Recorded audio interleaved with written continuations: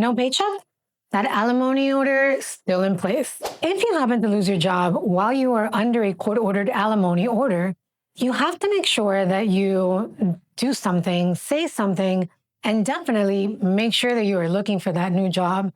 By saying something, you want to make sure that you let your spouse, your former spouse, know that you're no longer working, and therefore those payments that were coming automatically out of your check are no longer going to be coming. If you would all have the ability to continue to make the payments, I would encourage you to make the payments, even if it's a partial payment, because the reality is that just losing your job is not enough to not pay your alimony.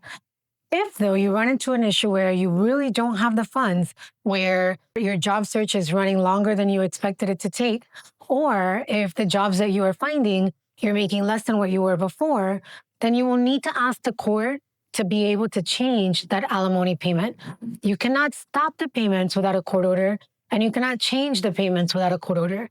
So once you're in that job search, you need to make sure that you are regularly evaluating the situation and potentially considering talking to an attorney about modifying that alimony order. But many alimony orders actually say that they are non-modifiable. If your order is non-modifiable, then you cannot change your payments. And that means that if you have an ability to make the payments, you definitely need to continue, even if it's not from income from a job.